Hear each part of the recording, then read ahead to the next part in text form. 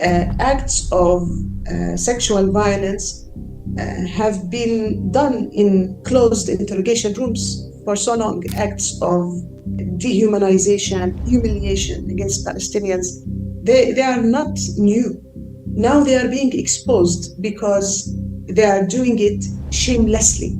Whenever there is a confrontation between the colonized and the colonizer is ready to be brutal, aggressive, extremely violent. What the Israeli army is doing is not different than other colonial regimes. Today we are joined with Dr. Samach Джабр, a Palestinian psychiatrist and psychotherapist. She's the current chair of the mental health unit at the Palestinian Ministry of Health. Dr. Samach, Jazakallah khairan, thank you so much for joining us all the way from Jerusalem in Palestine. Assalamu alaikum wa rahmatullahi wa barakatuh. Wa alaikum assalam. Thank you very much for having me on your show.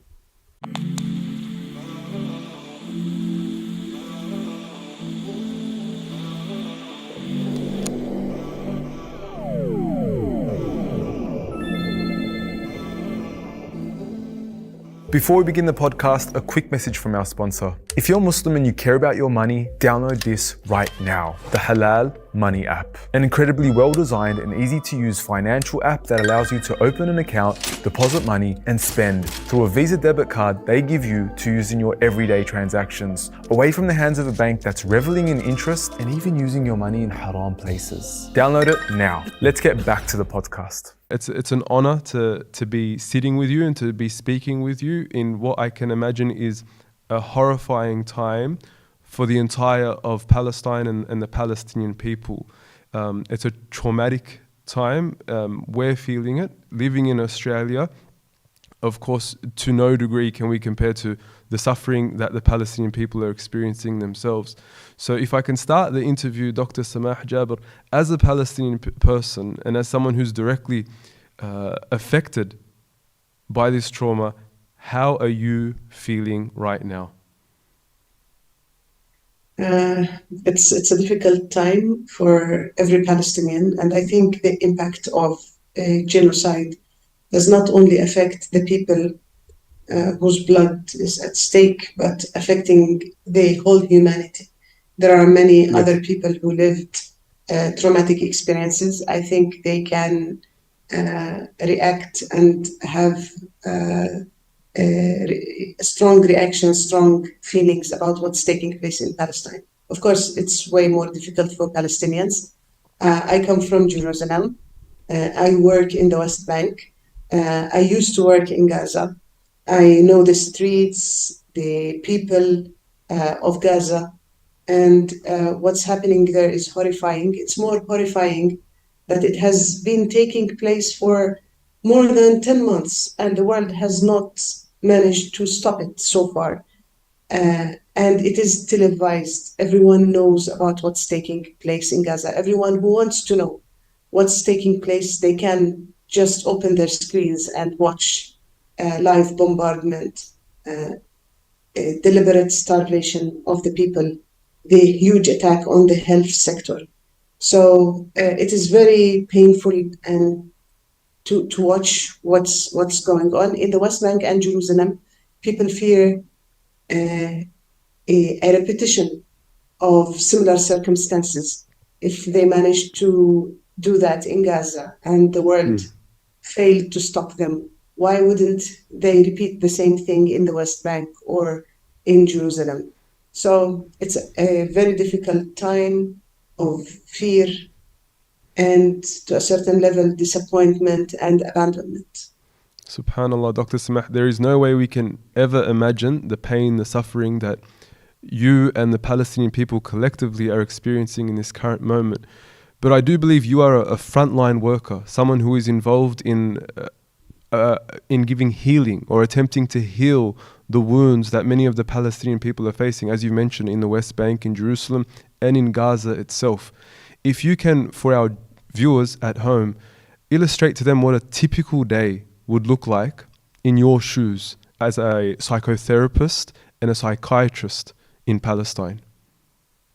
You know, in my role as the director of the mental health unit at the Ministry of Health, we don't only treat individuals who are affected in the West Bank and Jerusalem, but I'm also involved in policy planning, trying to provide a national mental health response in reaction to the situation that is taking place.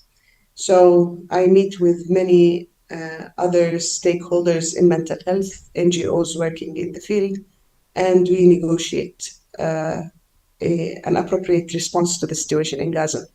It is very frustrating because there is very little that we can do when the bombardment has not stopped and it is continuing, with no safe place, with no basic needs of food, medication. When people cannot be reassured about their physical safety, it's very difficult to talk about an appropriate mental health response. And we have our own challenges in the West Bank. Also in the West Bank, there is a lot of killing, a lot of detention, a lot of torture that is taking place, which overwhelms the health system and the mental health system. And maybe it is less known to the people outside Palestine, but also I work in the public sector, and public health employees have not been receiving their salaries. There is an economic crisis in the West Bank, and which renders our work very difficult. There are employees who cannot come to work, and there are checkpoints at every town and village, which renders our movement from one place to another very difficult and very expensive, and that gives the excuse to some people not to arrive to work. So our work capacity has decreased when the need is becoming much more important and significant. And all of that is a big load on the health sector in general and the mental health system. And I just want to say that cases of grief, people grieving for the lost ones, in the West Bank, but you can imagine a much bigger scale in Gaza. Grief reaction and torture and consequences of political detention are very, very common. And I think that the best way to meet the need of these people is not within the classic mental health services, but to create a community approach that reaches out to these people and try to help them where they are. Jazakallah khairan for that, Dr. Samah.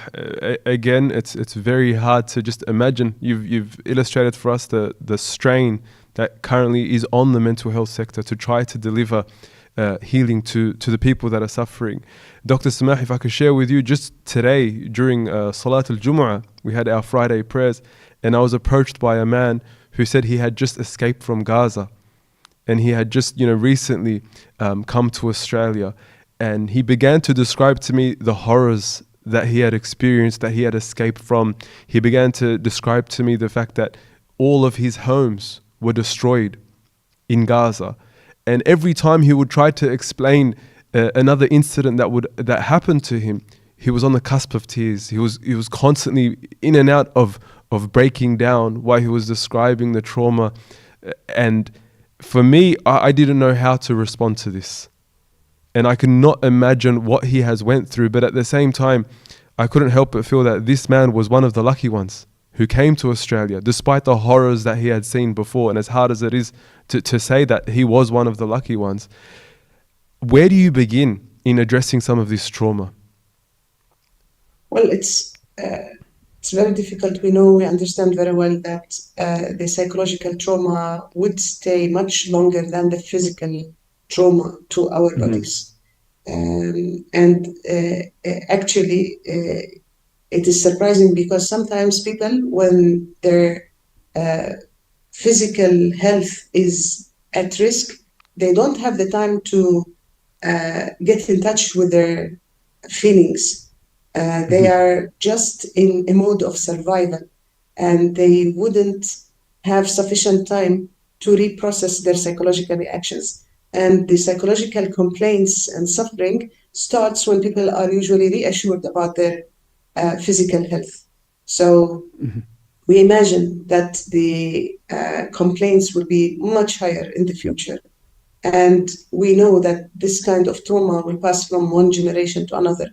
It will not affect only Gazans, but all of those who are concerned, who are in touch, who are in connection and relation to people in Gaza, their family members, their compatriots, and many other people who lived past traumatic events, and their trauma is being stirred up, their re-traumatic experiences are being provoked by the images that they see in Gaza. Where do we begin? I think ceasefire is necessary to start working in Gaza. Now we are working with the population of Jerusalem and the West Bank. And I even am consulted by some Palestinians in diaspora who are affected by what they watch on TV that is happening in Gaza. But I think in Gaza, we now what is all the work that's being done is relief work, trying to meet the basic needs, and that is not sufficient. So ceasefire is mandatory. What do we do in the meanwhile? Advocacy, awareness, trying to meet the basic needs, trying to mobilize mental health professionals and health professionals to amplify the voices of their Palestinian colleagues who call for ending the bombardment, ending the genocide. That's a priority. And then we can start responding to the atrocity and the impact on the mental health of people. I want to remind you also that Gaza has been in a serious crisis, health crisis and mental health crisis even before genocide. Poverty was above 50%, unemployment above 50%, food insecurity was above 60%.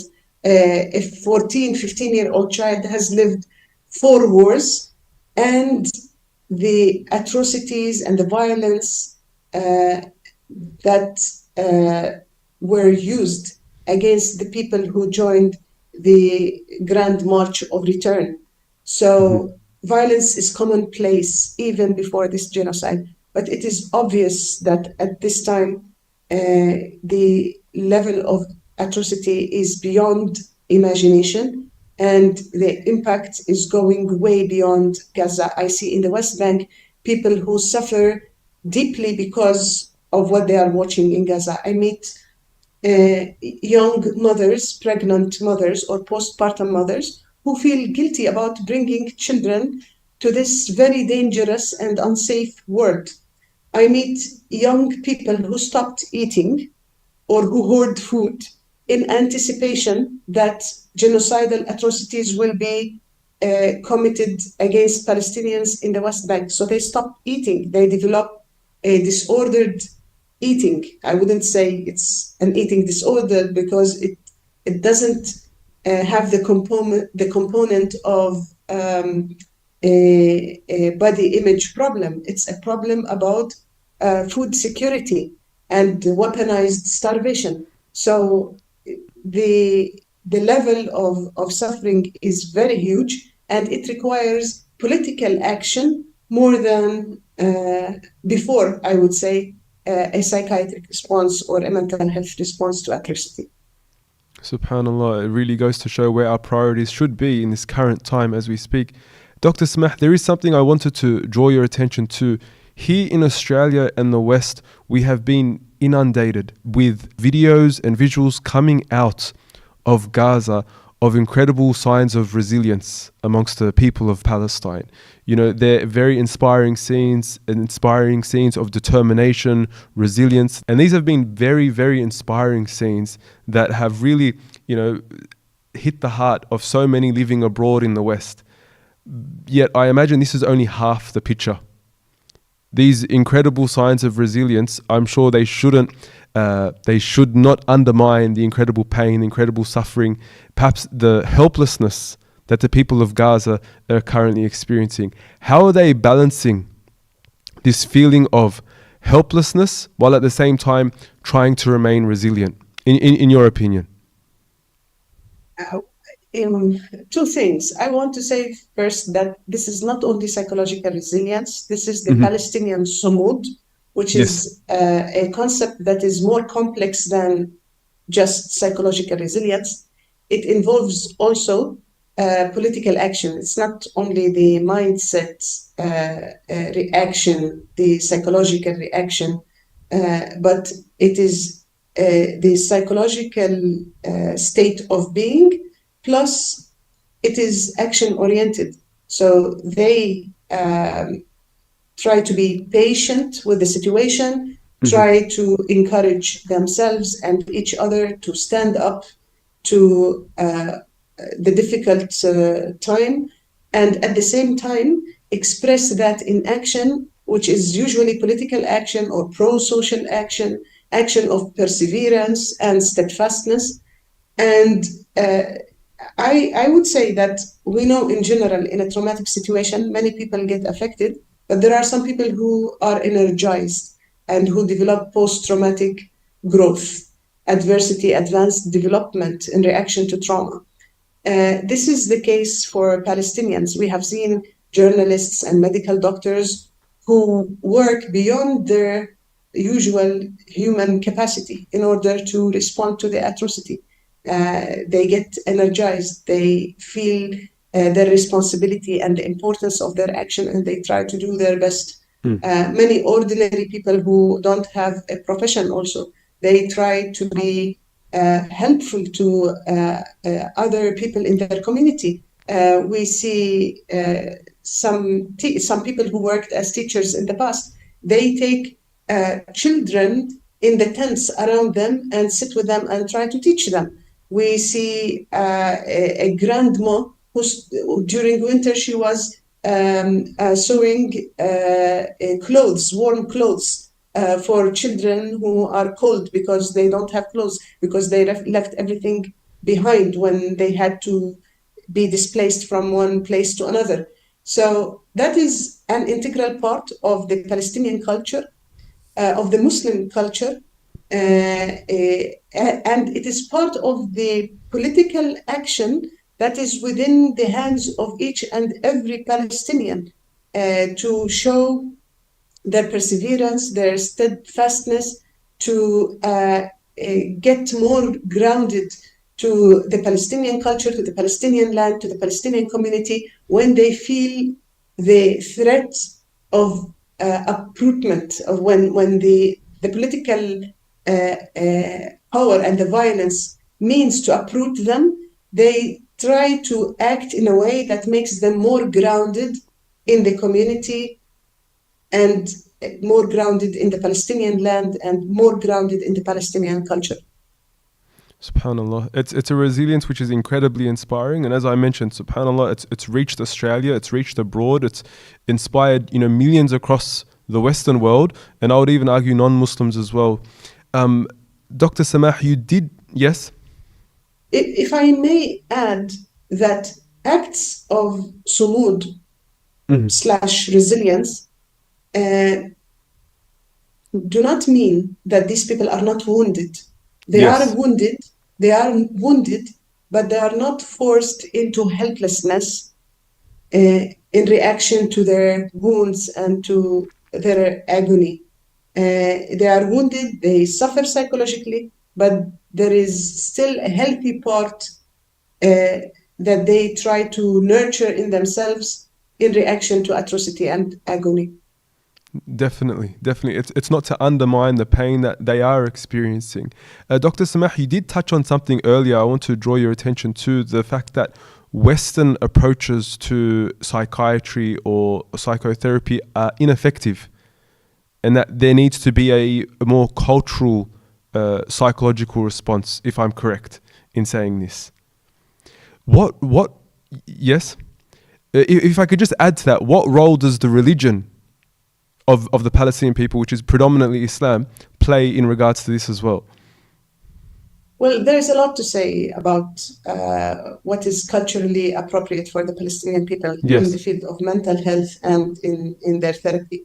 First, Palestinians who suffer from genocide and political violence, they consider themselves to be wounded, not to be sick. And this wounding and this injury requires a healing process. And healing processes are usually organic. The mental health professionals can be facilitator for these organic processes. This wound, this injury is collective. It can be best treated in a collective setting. We cannot imagine that we put every Palestinian on therapy chair to deal with their experiences, but people create their own healing circles, their own listening groups, their own support groups for certain professions, medical doctors, health professionals, rescue teams, journalists, so that they can process what happened to them. They can support each other. Every one of them can be a wounded and a healer at the same time. So that's the approach that is most suitable for Palestinians. In Palestine, we acknowledge that we cannot talk about psychology and mental health while avoiding the political question. We cannot be depoliticized. We cannot depoliticize health and mental health in Palestine, because we know that this agony and this suffering and this pain was brought by political will and by a military violence. So we need to address that. We need to speak about it. We need to protest against it. This is part of the healing process that is important for individuals, but also this is part of the role of mental health professionals.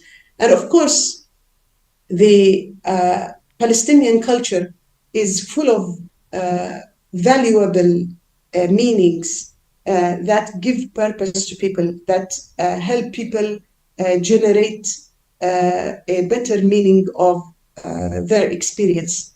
It is very much influenced by Islamic values like patience, takaful, tarahum, compassion. Even the word sumud,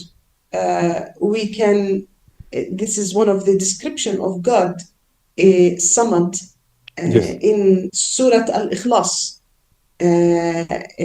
And this is, sumud means relying on the Samad, the only Samad, relying on God as the ultimate protector and ultimate refuge for those who suffer. The word is used by every Palestinian, whether they come from Islamic faith, they are Christians, they're secular, they're atheists.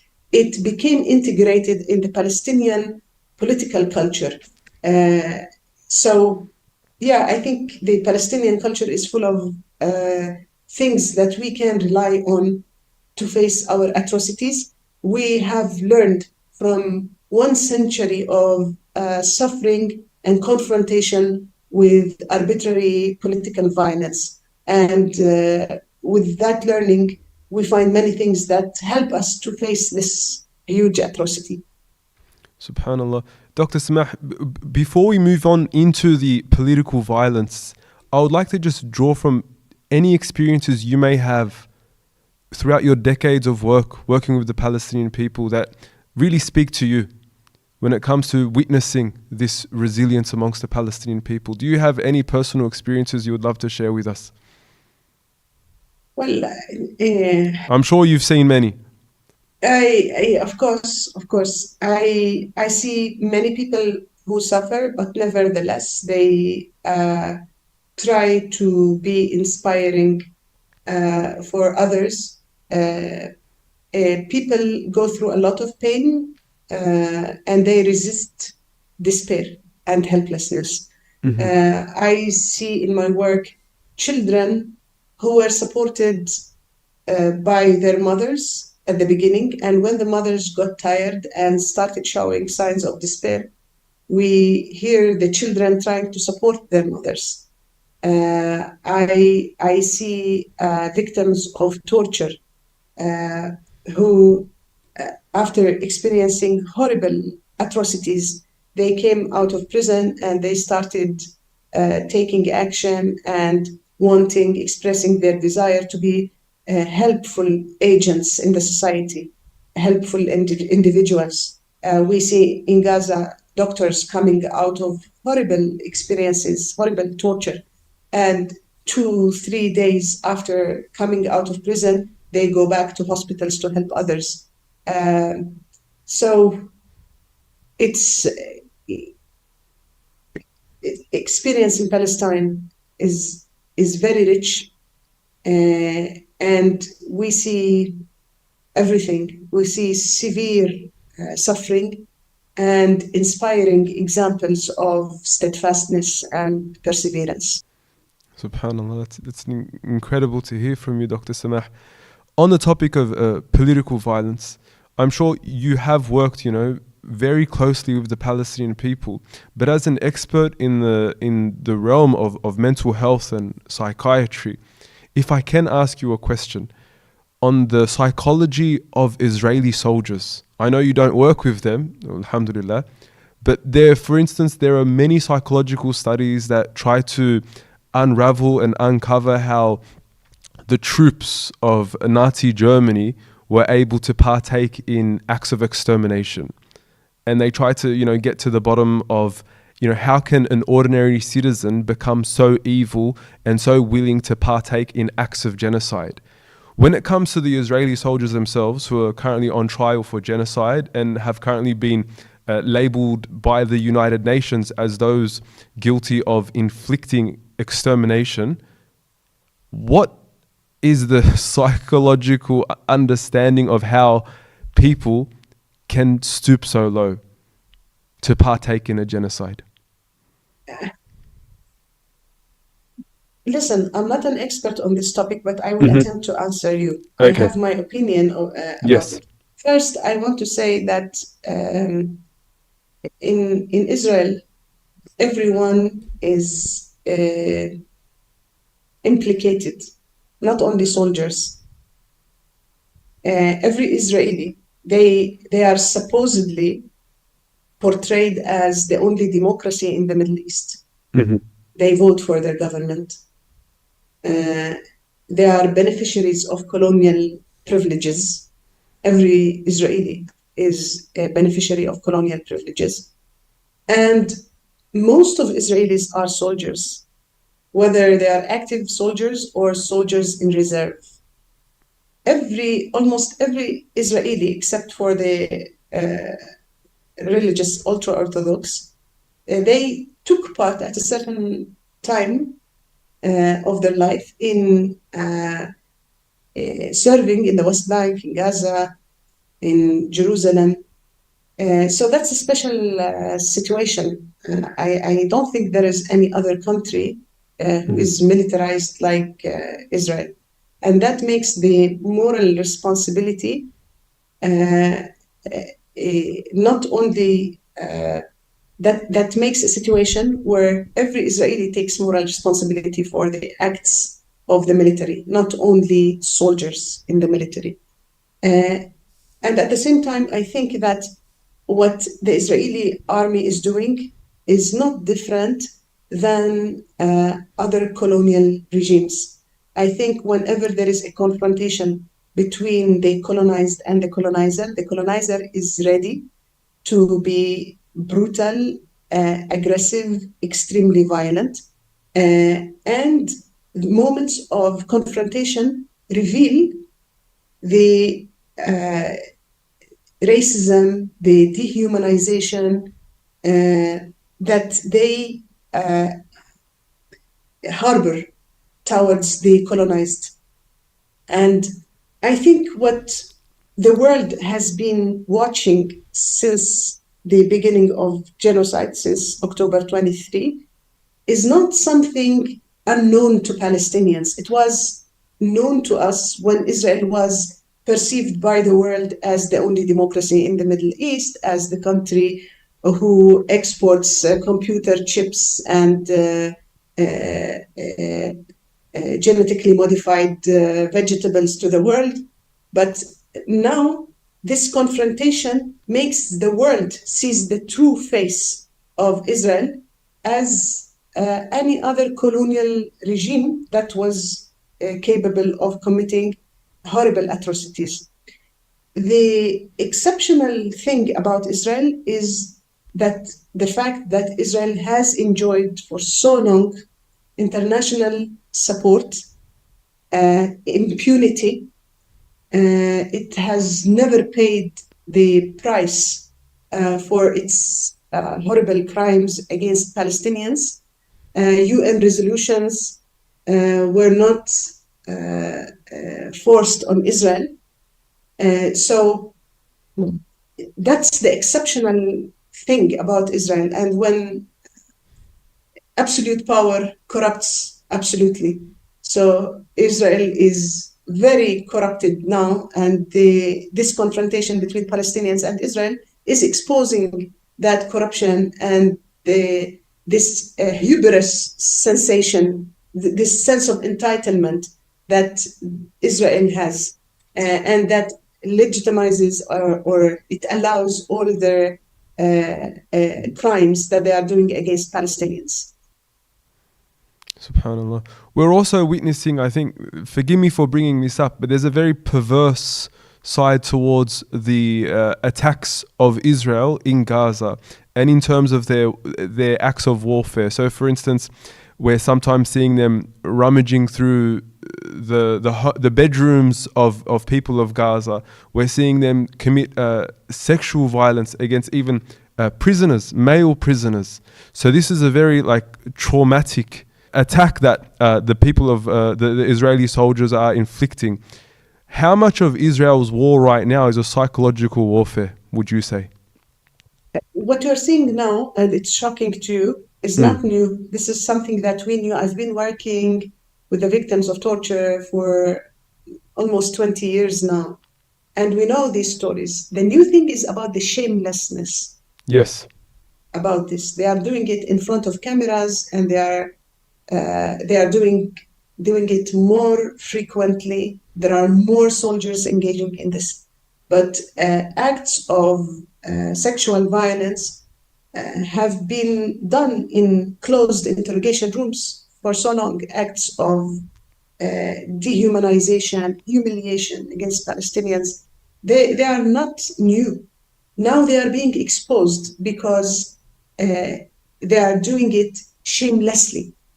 Mm-hmm. So that's my observation. As much as it is a war of, carnage and actively killing people, they're actually also psychologically traumatizing them in the process as well. Well, I think they are using way more effective. They are using methods that are way more effective against Palestinians than the psychological war. They are using massive bombardment. The amount of bombs that fell on Gaza is 7 times more than the amount of bombs that fell on Hiroshima. And the surface area of Gaza is 1/3 of that of Hiroshima. They are using weaponized starvation. In 2024, there is weaponized starvation that the world did not manage to stop. They are destroying completely the health system. The psychological war, I think they need it. They need to do it in order to compensate for their sense of humiliation that comes from what happened on October the 7th. In a very childish and ineffective way, in a very primitive, I would say, not childish, very primitive and ineffective way, they are trying to exaggerate in humiliating Palestinians and creating images and photos that they are distributing among themselves on WhatsApp groups for soldiers in order to compensate for the images of the defeat of the Israeli army in the surrounding of Gaza on October the 7th. I think they can be a little bit discreet against Palestinians, but they are doing this. I don't think that the psychological war against Palestinians is the most effective tool that they are using, because they are using ways that are more brutal. They need to distribute these images in a futile attempt to correct the image that was broken on October the 7th. Mm-hmm. Mm-hmm. Yes, Jazakallah khair for that, Dr. Samah. On top of that, or following from that, we've also seen that the way that the Israeli army operates, they target, for instance, medical facilities, infrastructure, which is important for the continuation of the Palestinian people. They will target hospitals, schools, medical professionals, journalists are a common target as well. On saying this, Dr. Samah, do you fear, given your role on the front line, that you are also a target of the Israeli occupation? And do you fear being in that position? I have the illusion that I'm not. Mm-hmm. But we know that other health professionals in Gaza who are facing the direct attack, of course, they were targeted. The hundreds of them were arrested and tortured. They were tortured in a more brutal way than the general population. All Gaza hospitals were partially damaged or completely destroyed. Many health staff were targeted and killed, over 500 of them. So there is no doubt that the health system is targeted, health personnel are targeted to inflict more death and pain on Palestinians, so that if there will be an end of bombardment tomorrow, Palestinians will continue dying. There will be ongoing death for those who were left with untreated chronic diseases and other preventable diseases. People were dying out of respiratory tract infections in Gaza. So damaging the health system is one of the effective tools of genocide and inflicting more pain. 3 experts in The Lancet published earlier this month. They published that the real estimation of death in Gaza exceeds 186,000 people. It's not the 40,000 who were killed by bombardment.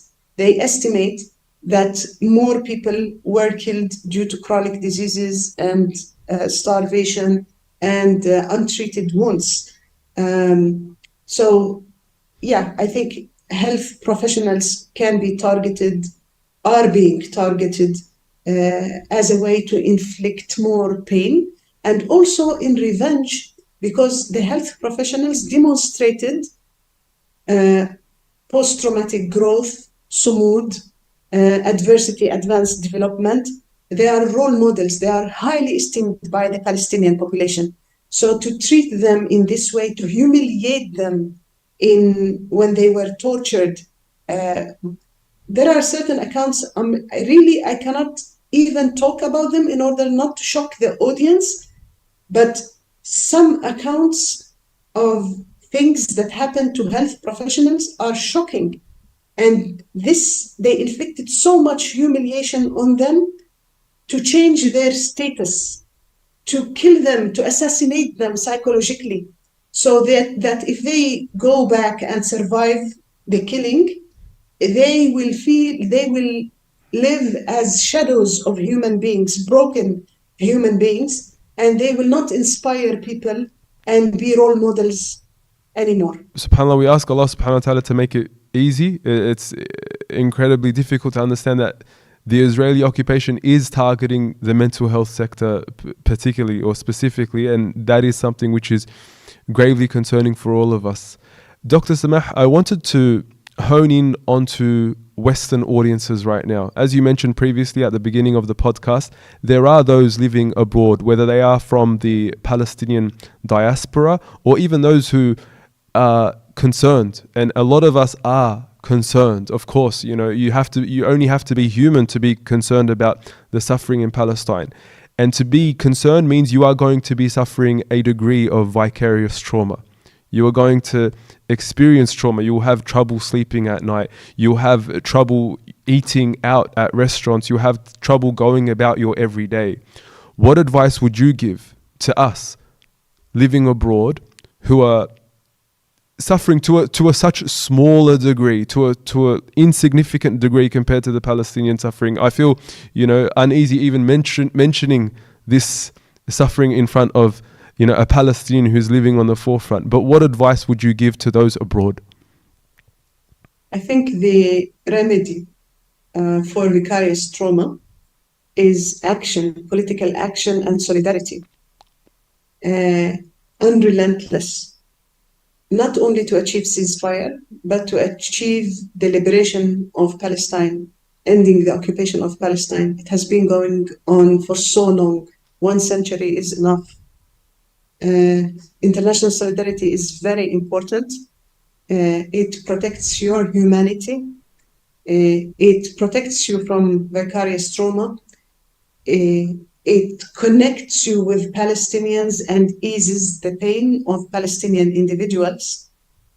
And it connects us in a common humanity. It protects the social fabric, the social contract of the Palestinians in making them part of a larger humanity. I think we should nurture and strengthen international solidarity with the Palestinian cause and create an ending the occupation movement, a global movement that strives for ending the occupation of Palestine. Jazakallah khairan for that, Dr. Samah. I'm sure that would give us a sense of purpose, a sense of fulfillment as we navigate these trying times.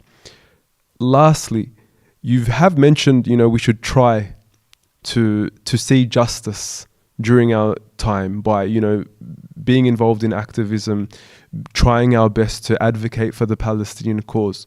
But there comes a time when you do feel helpless and you do feel like your efforts are going to no avail. And despite how hard we are trying, the Israeli occupation has the upper hand.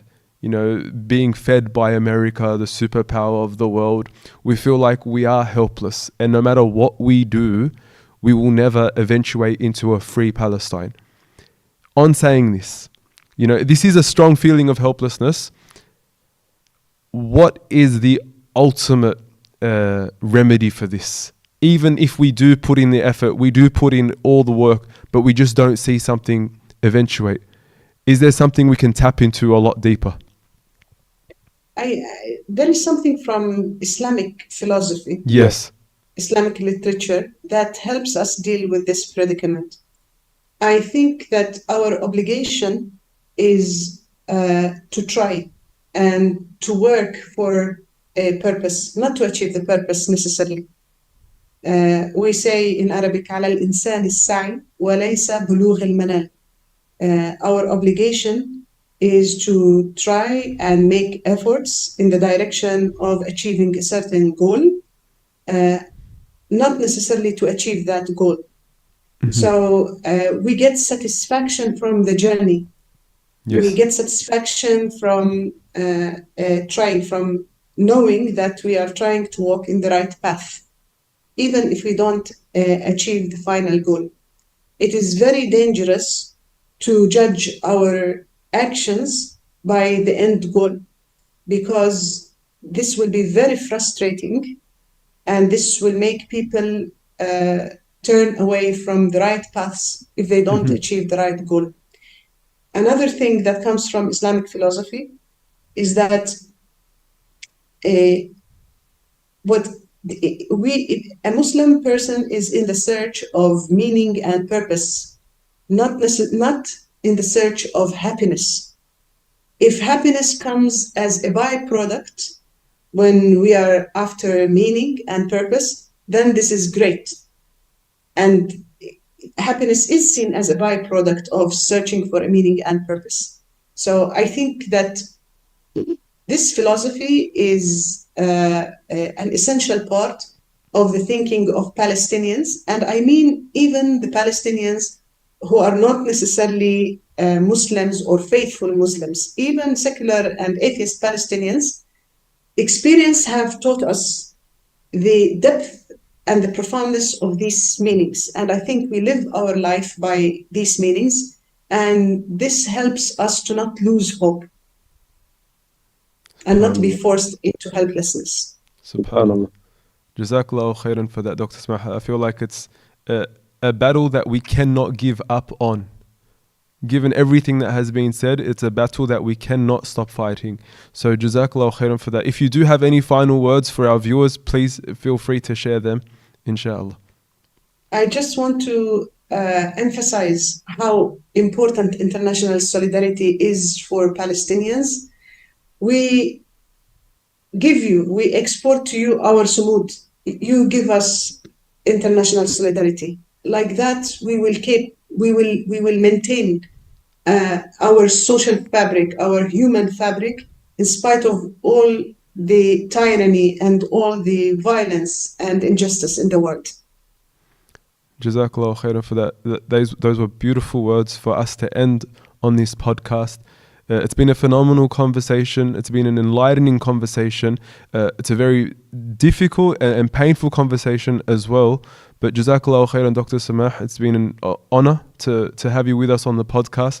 We ask Allah subhanahu wa ta'ala to aid, to assist, and to grant victory to our brothers and sisters that are suffering in Palestine, and to allow us all to witness a free Palestine in our life, inshaAllah, from the river to the sea.